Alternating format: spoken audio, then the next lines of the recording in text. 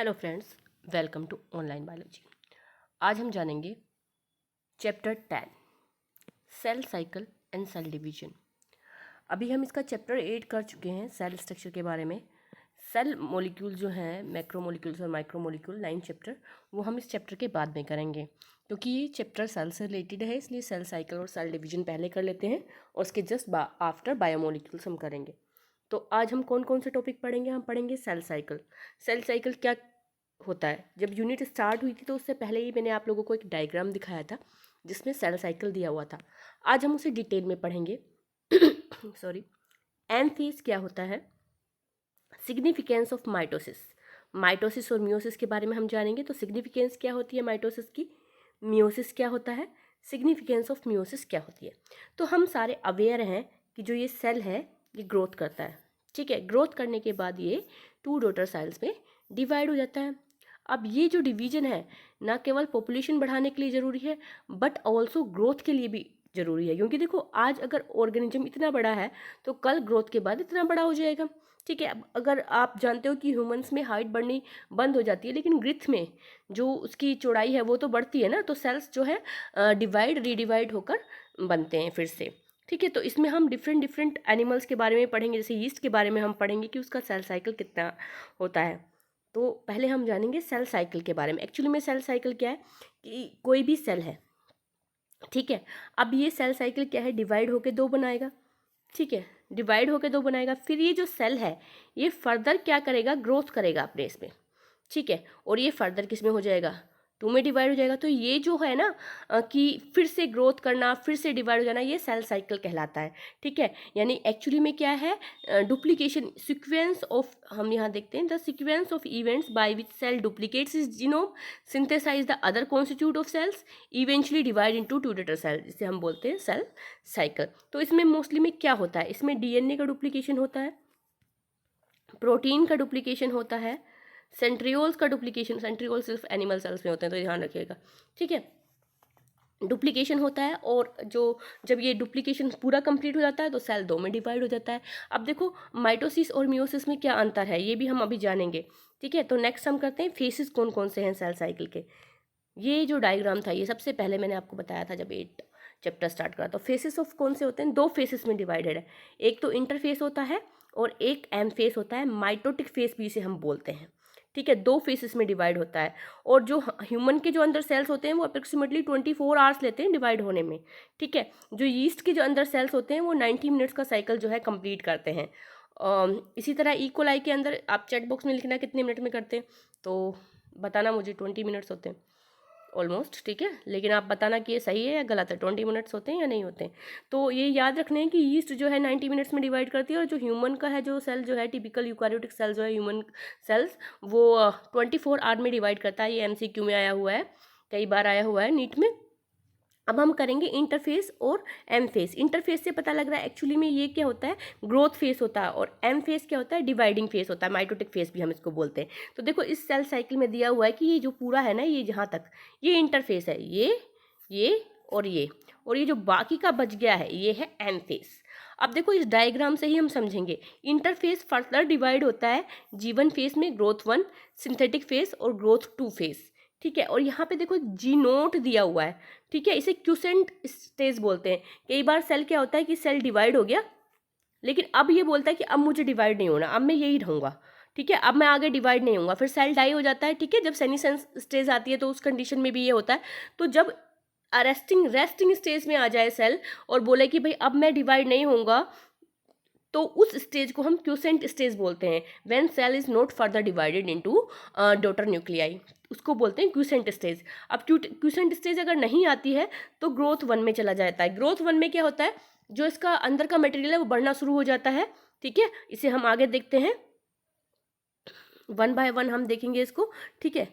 देखो M phase का पहले हम एम फेज का बाद में करेंगे, पहले हम ना ग्रोथ फेज कर लेते हैं, ठीक है। तो देखो ग्रोथ फेज में क्या होता है, यहाँ देखेंगे हम, यहाँ पर ग्रोथ फेज में क्या होता है, G1 फेज में क्या होता है, सिंथेसिस स्टार्ट हो जाती है, मेटाबॉलिकली जो है एक्टिव हो जाता है, ठीक है। लेकिन इस फेज में डीएनए रेप्लिकेशन नहीं होता। सिंथेटिक फेज जो होता है उसमें डीएनए रेप्लिकेशन होता है।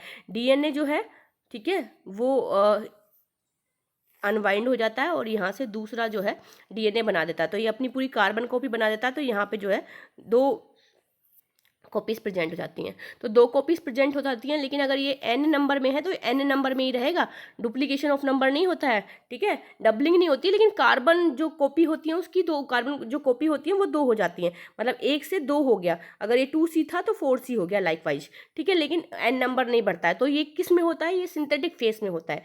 सिंथेटिक फेस में जो डीएनए है वो डबल हो जाता है इनसाइड द साइटोप्लाज्म, और साइटोप्लाज्म के बाहर जो सेंट्रियोल्स होते हैं वो डिवाइड होना स्टार्ट हो जाते हैं, ठीक है। अब सिंथेटिक फेस के बाद क्या आता है, ग्रोथ फेस। तो ग्रोथ फेस में जो है, जो बाकी की प्रोटीन्स हैं, बाकी की जो थिंग्स रह गई हैं वो सब सिंथेसाइज होती हैं। तो ये ध्यान रखेंगे कि एस फेज में क्या सिंथेसाइज होता है, डीएनए, और ग्रोथ 2 में क्या सिंथेसाइज होता है, प्रोटीन, जबकि ग्रोथ 1 में जो होता है वो अपने आप को तैयार करता है, ठीक है। तो इसको गैप 2 भी बोलते हैं, ग्रोथ फेस को गैप 2 भी बोलते हैं, ठीक है। तो ये तो था ग्रोथ फेस, और इसको गैप 1 बोलते हैं जीवन को, G2 को गैप 2 बोलते हैं। तो क्लियर हो गया, इसमें प्रिपेयर कर रहा है, इसमें डीएनए की रेप्लिकेशन हो रही है, डबलिंग हो रही है, और इसमें क्या होता है, गैप 2 में प्रोटीन सिंथेसिस होती है, ठीक है। क्यू नोट फेस में बता चुकी हूँ आपको, क्यूसेंट स्टेज। अब हम करेंगे एम फेस के बारे में। माइटोटिक फेस में क्या होता है, माइटोटिक फेस में देखो डबलिंग हो गई सबकी, तो अब क्या होएगा, कार्योकाइनेसिस होएगा। कार्योकाइनेसिस का मतलब क्या होता है कि इसके अंदर न्यूक्लियस है तो न्यूक्लियस डिवाइड हो जाएगा, न्यूक्लियस की डिवीजन को बोलते हैं कार्योकाइनेसिस, यानी division of nucleus is called as the karyokinesis. और साइटोकाइनेसिस होता है कि जब इसके साइटोप्लाज्म का भी डिवीजन होता है, तो यहाँ से क्या होता है, साइटोप्लाज्म का डिवीजन हो जाएगा तो 2 सेल बन जाएंगी। तो 2 फेसेस भी होता है माइटोटिक डिवीजन, एक होता है कार्योकाइनेसिस और एक होता है साइटोकाइनेसिस। अब कार्योकाइनेसिस में फर्दर स्टेप्स होते हैं जो हम आगे पढ़ेंगे, माइटोटिक फेस और दूसरा होता है मियोटिक फेस। तो उसमें भी अलग अलग स्टेप्स होते हैं, प्रोफेस, मेटाफेस, एनाफेस, टीलोफेस, इसके बारे में हम जानेंगे, ठीक है। इसमें हम कर चुके हैं क्यूसेंट स्टेज के बारे में। इसमें एक छोटा सा ये दिखाया हुआ है कि जो ओनियन रूट टिप है उसमें 16 क्रोमोसोम्स होते हैं हर सेल के अंदर, ठीक है। तो can you tell many chromosomes growth phase में कितने होंगे, एम फेस में कितने होंगे, एस फेस में। देखो इसमें मैंने आपको बताया कि इसमें जो ग्रोथ फेस, ये इंटरफेस जो होता है, इसमें डबलिंग वबलिंग नहीं होती है। अगर एन नंबर है तो एन नंबर ही रहेगा, तो अगर 16 क्रोमोसोम है तो 16 ही रहेंगे क्रोमोसोम्स, ठीक है। क्रोमोसोम्स का नंबर नहीं, बस उसका अमाउंट बढ़ जाता है, ठीक है। तो ये इसका आंसर होगा। अब है एम फेस में 2 तरह के होते हैं, माइटोटिक फेस और मियोटिक फेस। तो जो माइटोटिक होता है उसको हम इक्वेशनल डिवीजन भी बोलते हैं, ठीक है। माइटोटिक को इक्वेशनल डिवीजन क्यों बोलते हैं कि अगर ये n है तो n ही रहेगा इसका, मतलब ये इसका जो कंटेंट है वो 2C बन हो जाता है और फिर वो ही डिवाइड हो जाता है। और मियोटिक फेस को रिडक्शनल डिवीजन बोलते हैं, अभी हम आगे पढ़ेंगे। तो इसके 4 स्टेप होते हैं, प्रोफेस, मेटाफेस, एनाफेस और टीलोफेस। और ये चारों फेस किस में आते हैं, कार्योकाइनेसिस में। और उसके बाद क्या होता है, साइटोकाइनेसिस, ठीक है। तो प्रोफेस में क्या होता है, प्रोफेस जस्ट आफ्टर गैप 2 के बाद का फेस होता है। तो इसमें क्या होता है, जो न्यूक्लियस है इसके अंदर ये अनवाइंडिंग होनी स्टार्ट हो जाती है इसकी, और ये जो सेंट्रोमियर से है ना वो हमें दिखने लग जाता है प्रोफेस में, यानी कि जो क्रोमोसोम्स हैं वो इजीली विजिबल होने लग जाते हैं, डीएनए इंटरवाइंड हो जाता है, ठीक है, सुलझ जाता है। तो इसमें क्या होता है, मोस्टली स्टेप्स में हम देखेंगे कि क्रोमोसोमल मटेरियल जो है वो कंडेंस होकर कॉम्पैक्ट हो जाता है माइटोटिक क्रोमोसोम्स में। और हमें क्या देखने को मिलता है, हमें देखने को मिलता है 2 क्रोमेटिड्स जिसके बीच में एक सेंट्रोमेयर प्रेजेंट होता है, इस तरह से, ठीक है, इस तरह से एक सेंट्रोमेयर प्रेजेंट होता है। तो सेंट्रोमेयर भी जो है वो डुप्लीकेशन के अंडर हो जाता है इंटरफेस में, ठीक है। तो 2 हो जाएंगे, ठीक है। इससे क्या होता है, सेंट्रो से इससे एक माइक्रोट्यूब्यूल्स जो है वो निकलते हैं, जो एस्टर्स की तरह हमें दिखाई देते हैं। अभी मैं आपको दिखाऊंगी जब हम माइटोटिक अपैरेटस देखेंगे। देखो यहाँ पर दिखाया हुआ है आपको, यहाँ पर दिखाया हुआ अर्ली फेस इंटरवाइनिंग होनी स्टार्ट हो गई है, ये लेट प्रोफेस दिखाया है, इसमें सेंट्रोमेयर हो गया है। अब देखो मेटाफेस क्या होता है, मेटाफेस में ना देखो ये हमें दिखाया हुआ है कि सेंट्रियोल्स 2 बन गए, तो स्पिंडल फाइबर्स जो होते हैं वो अटैच हो जाते हैं इन सेंट्रोमेयर से। देखो 2 दिख रहे होंगे ना आपको, 2 सेंट्रोमेयर दिख रहे होंगे क्योंकि डुप्लीकेशन हो गया है। तो ये स्पिंडल फाइबर्स इससे अटैच हो जाते हैं, और एक ना ये ट्रांजिशन दिखा रखे हैं मेटाफेस में। तो देखो एक प्लेट बन जाएगी बीच में, ये एक प्लेट बन गई बीच में जिसमें दोनों साइड से स्पिंडल फाइबर जो है उसको लगाए हुए हैं, और ये एक अलाइंड वे में जो है वो लगे हुए हैं। तो ये होती है मेटाफेज स्टेज। अब एनाफेज स्टेज में क्या होएगा, ये जो क्रोमोसोम्स हैं मेटाफेसिक प्लेट बन जाती है, ये जो है ना, ये इसको बोलते हैं मेटाफेसिक प्लेट। मेटाफेसिक प्लेट बन जाती है, और स्पिंडल फाइबर किससे अटैच होते हैं, काइनेटोकोर से। अब काइनेटोकोर्स क्या होता है, जैसे कि मान लीजिए ये है, ठीक है, 1 मिनट अच्छे से बनाती हूँ, ये है तो ये जो है ये सेंट्रोमेयर है, तो इसके ऊपर ना एक कवरिंग होती है जिसको हम काइनेटोकोर बोलते हैं, ठीक है। तो इससे फाइबर अटैच्ड होते हैं, तो बोथ पोल की तरफ अटैच होते हैं इसमें। अब एनाफेज में क्या होता है, पिक्चर के थ्रू समझेंगे। ये दोनों ना सेपरेट हो जाते हैं। ये जो प्लेट है मेटाफेज प्लेट जो थी वो हट जाती है यहाँ से, और ये जो क्रोमोसोम्स हैं ये एक इधर साइड चले जाते हैं और एक इधर साइड ही चले जाते हैं, ठीक है। ये सेंट्रोमेयर्स हैं। सेंट्रोमेयर्स जो होते हैं, ठीक है, वो अलग हो जाते हैं और ये दोनों अपोजिट पोल पे हमें दिखाई देने लग जाते हैं। टीलोफेज में क्या होता है, टीलोफेज में ये जो क्रोमोसोम्स हैं वो फर्दर एक न्यूक्लियर एनवलप के अंदर चले जाते हैं, न्यूक्लियर एनवलप अपने अंदर बना लेते हैं, और इनकी फिर से जो है वैसी ही स्टेज आनी शुरू हो जाती है जैसी प्रोफेज से पहले थी, ठीक है। और यहाँ पे देखो न्यूक्लियर डिवीजन हो चुका है। उसके बाद साइटोकाइनेसिस हो जाती है और दोनों में सेल डिवाइड हो जाता है, तो बड़े आराम से है। अब देखो इसमें क्या होता है टीलोफेज में, यहाँ पर तो हमारा न्यूक्लियस में जो क्रोमोसोम्स थे उनका डिवीजन हो गया। इसमें क्या होता है, क्रोमोसोम्स क्लस्टर जो है वो अपोजिट स्पिंडल पोल्स और आइडेंटिफाई इनकी जो है लॉस्ट होने लग जाती है, ठीक है। न्यूक्लियर एनवेलोप डेवलप हो जाता है, क्रोमोसोम्स के बाहर डेवलप हो गया। न्यूक्लियोलस है, गोल्जी कॉम्प्लेक्स है और एंडोप्लाज्मिक रेटिकल है, ये रिफॉर्म होनी स्टार्ट हो जाती हैं, जो प्रोफेज की स्टार्टिंग में डिफॉर्म होनी स्टार्ट हुई थी, खत्म होने स्टार्ट हो गई थी, ठीक है। तो ये तो माइटोसिस में कल क्लियर हो गया कि किस तरह से बनते हैं। और इसमें क्या होता है, जो नंबर होता है क्रोमोसोम्स का वो सेम रहता है। अब इसकी सिग्निफिकेंस क्या है, तो सबसे पहले सिग्निफिकेंस तो यही है इसकी, जो नंबर ऑफ क्रोमोसोम्स रहेगा वो सेम रहेगा, तो जो न्यूक्लियोसाइटोप्लाज्मिक रेशियो है वो सेम रहेगा, रिस्टोर रहेगा, कि अगर 26 क्रोमोसोम है किसी पर्सन के अंदर तो वो 26 क्रोमोसोम ही रहेंगे। तो ये मोस्टली सोमेटिक सेल्स में होता है, ठीक है, क्योंकि इस न्यूक्लियोसाइटोप्लाज्मिक रेशियो को बनाए रखता है। ये ग्रोथ में हेल्पफुल है, जो ग्रोथ होती है टिश्यू की उसमें हेल्पफुल है। एपिकल लेटरल कैम्बियम जो होते हैं वो माइटोटिक डिवीजन की वजह से ही जो उनकी ग्रोथ होती है वो बढ़ती है, तो ये इन सब में हेल्पफुल है माइटोटिक डिवीजन, ठीक है। अब हम आगे करते हैं मियोसिस। तो मियोसिस, जैसे हमने इसको इक्वेशनल डिवीजन बोला था माइटोसिस को, मियोसिस को हम क्या बोलते हैं, मियोसिस को बोलते हैं रिडक्शनल डिवीजन। रिडक्शनल डिवीजन हम क्यों बोलते हैं, कि अगर कोई पर्सन 2n है, कोई ऑर्गेनिज्म 2n है, तो ये जो है n और n हो जाएगा, मतलब ये क्रोमोसोम्स नंबर इसमें हाफ हो जाते हैं मियोटिक डिवीजन में, तो ये है, इसलिए इसे रिडक्शनल डिवीजन हम बोलते हैं। माइटोसिस में नहीं होता था, माइटोसिस में तो 2 कॉपी बनी और वो हाफ एक कॉपी अलग अलग डिवाइड होगी, लेकिन इसमें क्रोमोसोम्स ही डिवाइड हो जाते हैं, और ये ना 2 में डिवाइड होता है, मियोसिस 1 और मियोसिस 2 में, एक सिंगल साइकिल में नहीं होता है इसका, 2 में होता है। मियोसिस 2 जो है ये बिल्कुल माइटोसिस की तरह होता है, माइटोसिस की तरह होता है, यानी कि इस वाले फेस में जो नंबर है ना वो नहीं डिवाइड होते, ये पहले मियोसिस फेस में ही ये वाला कंडीशन आ जाती है 2n/2a।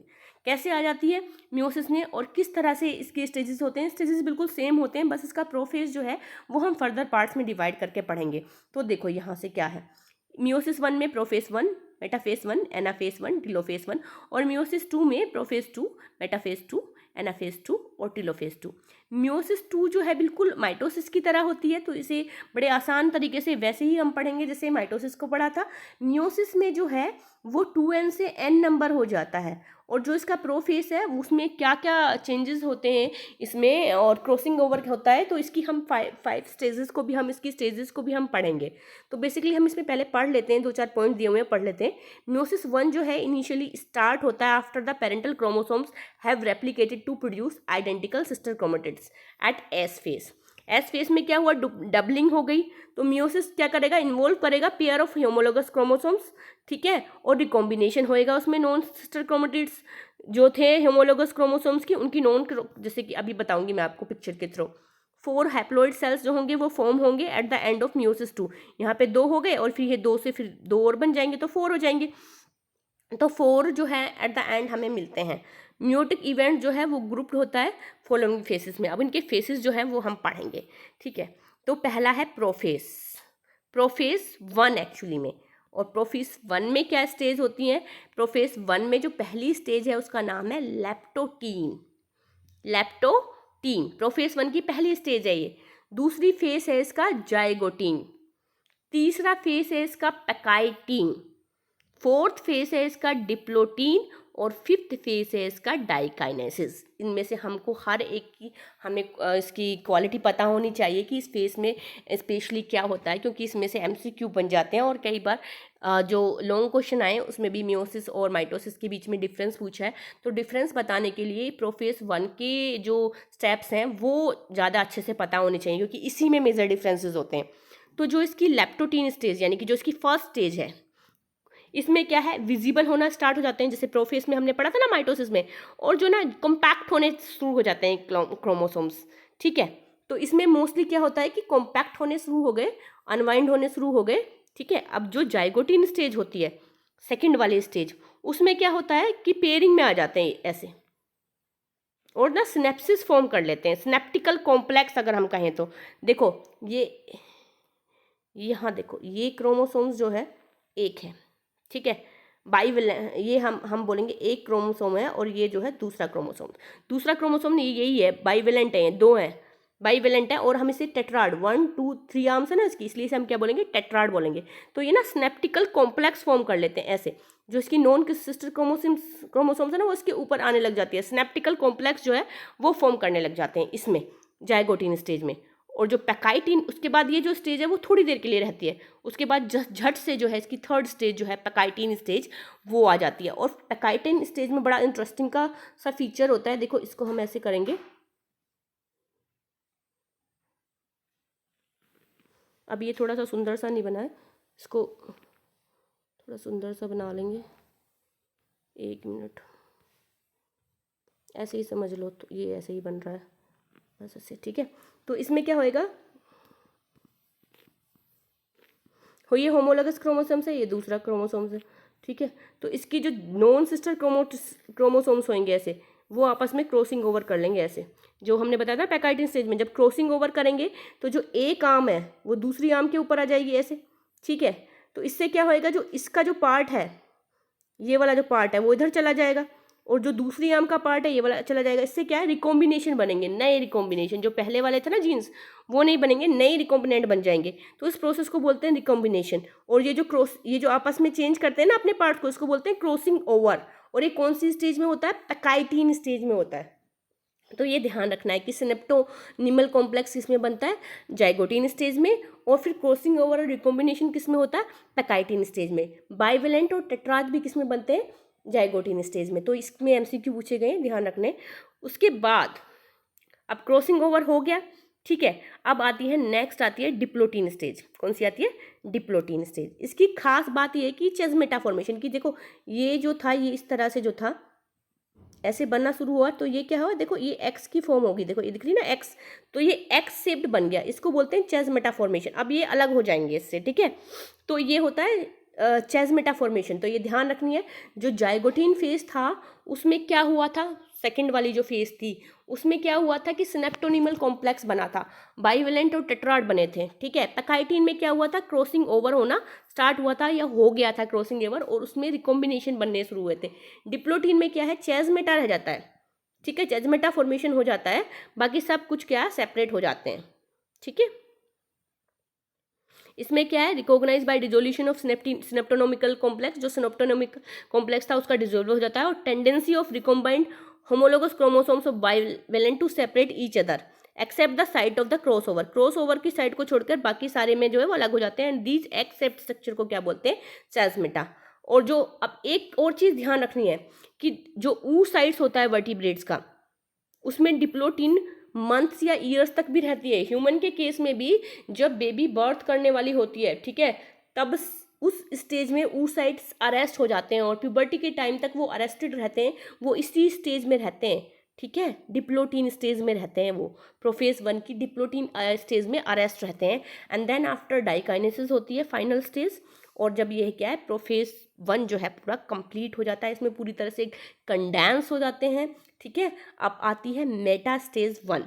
ये बिल्कुल माइटोसिस की तरह होती है, लेकिन बस इसमें ये होता है कि इसमें 2 क्रोमोसोम्स प्रेजेंट होते हैं, और हर क्रोमोसोम्स अलग अलग जो है वो प्लेट में प्रेजेंट होगा। उसमें क्या था कि क्रोमोसोम्स स्पिंडल फाइबर से कनेक्टेड थे, वो आधे आधे गए थे, लेकिन यहाँ पे देखो हाफ हो गया क्रोमोसोम्स नंबर 4 थे, ये पूरा का पूरा क्रोमोसोम्स चला गया। ये जो मेटाफेसिक प्लेट बनाई है ना, इसमें क्या हुआ, एक आधे क्रोमोसोम्स पूरे एक साइड चले गए, आधे क्रोमोसोम्स पूरे एक साइड आ गए। तो इसमें क्या है, हाफ हो जाता है, इसमें 2n से क्या है, n नंबर हो जाता है, हाफ क्रोमोसोम्स हो जाते हैं। तो एनाफेस में सेम ये किसकी तरफ चले जाएंगे, सेंटर की तरफ चले जाएंगे।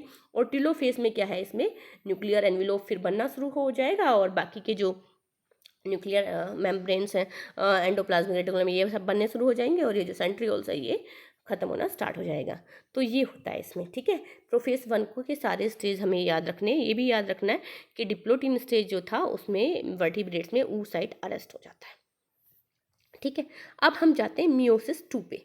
मियोसिस 2 भी बड़ा आसान सा है, मैंने बताया था आपको कि जो मियोसिस 2 है, ये दिखाया हुआ है, जो मियोसिस 2 है ये बिल्कुल माइटोसिस की तरह है, सेम टू सेम, ठीक है। इसमें प्रोफेज 2 होता है, ठीक है। स्पिंडल फाइबर बन गए, मेटाफेसिक प्लेट बन गई, जैसे माइटोसिस में हाफ एंड हाफ होता था, इसमें भी क्या है, मेटाफेसिक प्लेट बन गई और दोनों तरफ से एक ही क्रोमोसोम्स, मतलब ये 2 हैं लेकिन दोनों तरफ से एक ही क्रोमोसोम्स को जो पकड़ा जाएगा और दोनों ये क्या है, हाफ हो जाएंगे। तो इसमें क्रोमोसोम्स नंबर सेम रहता है, अगर ये एन है तो ये भी एन रहेगा। और फिर उसके बाद क्या है, टीलोफेज में क्या है, क्रोमोसोम्स, यानी कि पहले वाली स्टेज पर क्या है कि हाफ ऑफ द क्रोमोसोम्स हो जाएंगे। तो इस तरह से इन्होंने कितने बना दिए, इस तरह से इन्होंने 4 जो है वो डॉटर न्यूक्लियाई जो है फॉर्म कर दी, 4 डॉटर न्यूक्लियाई इन्होंने फॉर्म कर दी हैं। तो ये 4 डॉटर न्यूक्लियाई इन्होंने फॉर्म की है, ठीक है। तो ये मियोसिस 1 और मियोसिस 2 में कंप्लीट होता है। अब सिग्निफिकेंस क्या है मियोसिस के, देखो रिडक्शनल डिवीजन है, तो यानी कि गैमेट फॉर्मेशन के टाइम पे ये बड़ी काम आती है। तो इसमें क्या है, सेक्सुअली रिप्रोडक्शन ऑर्गेनिज्म का जो नंबर ऑफ क्रोमोसोम्स है ना उसे मेंटेन करके रखती है, क्योंकि जो गैमेटिक सेल्स हैं पहले वो हाफ होते हैं, तो ये गैमेट में हाफ आ गए, दूसरे गैमेट में हाफ आ गए, तो ये कंबाइन होंगे जाइगोट, तो फिर डबलिंग हो जाएगी यहाँ पे, यानी कि यहाँ 2n था, यहाँ n हो गया, यहाँ n हो गया, ये 2n हो गया। तो ये जो सेक्सुअली रिप्रोडक्शन ऑर्गेनिज्म है ना, उनके नंबर ऑफ क्रोमोसोम्स को बनाए रखती है, ठीक है, ज़्यादा या कम नहीं होने देती है रिडक्शन। अगर ये नहीं होती तो सोचो, अगर ये 2n होता, ये 2n होता, मैच कर जाते तो ये 4n बन जाता, तो ये तो डबलिंग हो जाती क्रोमोसोम्स नंबर की, पॉलीप्लॉइडी हो जाती। तो उस चीज़ को ये नहीं करती है, ये उसके क्रोमोसोम्स नंबर को मेंटेन करके रखती है, ठीक है। और सेक्सुअल डिवीजन में बहुत ज़्यादा इंपॉर्टेंट है, ठीक है। वेरिएशन इससे आते हैं, वेरिएशन क्यों आते हैं, क्योंकि रिकॉम्बिनेशन होता है, ठीक है। सिनेप्टोनिमल कॉम्प्लेक्स बन रहा था ना जाइगोटिन फेस में, और पैकाइटिन फेस में क्रॉसिंग ओवर और रिकॉम्बिनेशन हो रहा था, तो इससे क्या है, वेरिएशन आते हैं, तो वेरिएशन लाने में भी ये हेल्पफुल है, ठीक है। नेक्स्ट न्यू जनरेशन बन सकती है इससे। तो ये था सेल डिवीजन। आई होप आप लोगों को क्लियर हुआ होगा। अगर कोई प्रॉब्लम फिर भी रही है तो आप लोग चैट बॉक्स में लिख दीजिए, उस टॉपिक को हम एक्सप्लेन करके पढ़ लेंगे। So thank you.